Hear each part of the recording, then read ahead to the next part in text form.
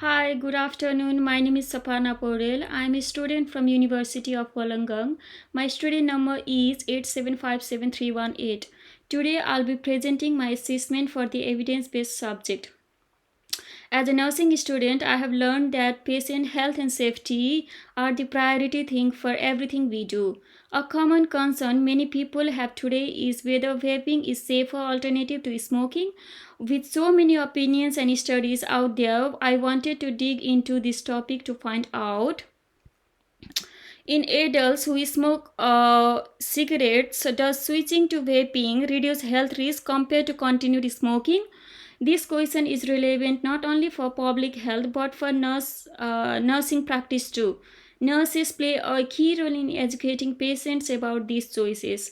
In nursing, we are often the ones who access patients' habits, whether it's through health assessments or informal conversations. Smoking is one of those habits we commonly encounter. So, understanding alternatives like vaping is important for us. We need to equip with reliable evidence based knowledge to guide our patients. Smoking is well known to cause or life threatening conditions from lung cancer to heart disease. Vaping, on the other hand, has been marked as a safer alternative. But is it really safer? That was the question I sought to answer in my research. For this topic, these are the keywords and alternative I chose that you can see on the screen. Um, I started by accessing two key databases, that is Shinal and Scopus. I wanted to make sure I was pulling from reliable peer-reviewed literature that would give me evidence-based insight. For Shinal, I first find out a lot of articles, total 52 articles, without using any filters. And then after I added relevant filters like date of publication from 2020 to 2025, I selected English language, peer reviewed, and evidence based. Yeah, these are the filters I used. And then I got only one result that was from 2019. I don't know why I got this link. So I was not satisfied with this research, so I decided to exclude uh, evidence-based practice from the filters. So after that I got 18 articles, and then uh, from that I chose the title called The Harmful Consequences of Vaping, a Public Health Threat. The study highlights how vaping is not risk-free and can still contribute to serious health issues such as respiratory and cardiovascular problems. It also mentions that while it may be less harmful than smoking, but we can't consider it a complete safe alternative.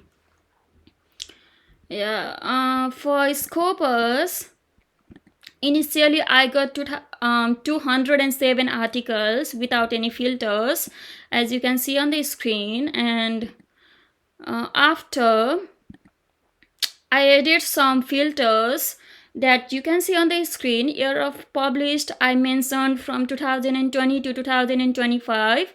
Subject area I limited to multidisciplinary pharmacology, toxicology, and pharmaceutic. On the document type I limited to review. I selected English language, and on the source title I limited to International Journal of Environment Research and Public Health. I limited my article to nicotine and tobacco research, limited to tobacco induced diseases, limited to addiction. And then after applying all these filters I got a total of 7 documents, as you can see on the screen.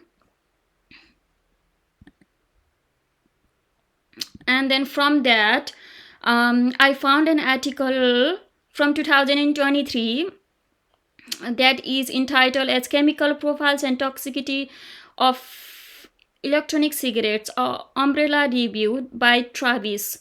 This study conducted a systematic review and meta-analysis which provided a thorough breakdown of the chemicals in e-cigarettes and their toxicity. Sorry. The study concluded that e-cigarettes do contain harmful substances but are likely less toxic than regular cigarettes. What I appreciate from this study was its depth and the fact that it was systematic review, meta-analysis, and latest quantitative based result, that is from 2023. And now I'm giving reflection based on GIF's reflective cycle. Going through this search process was an eye-opening experience for me. Initially, I was overwhelmed by the number of articles available. But by refining my search with filters like date range and peer-reviewed status, I was able to find systematic reviews that provided solid evidence-based conclusion.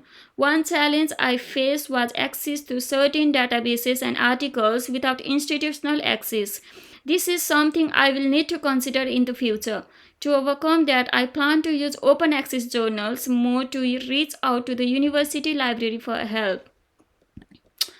In summary, switching from smoking to vaping may reduce some health risk, but it doesn't eliminate them completely. As a nurses, we need to ensure our patients understanding that while vaping might be a less harmful alternative to smoking, it still carries significant risk. This topic was highlighted how important it is for us as nurses to stay up to date on the latest research so we can provide the best care and service to our patient. Our role in educating them on safer alternatives and smoking cessation is crucial for improving public health. I'll continue to refine my research skills and stay informed about the latest studies so I can provide the best evidence based advice to my patients in the future. And here I have listed some references. Yeah, that's all. Thank you so much.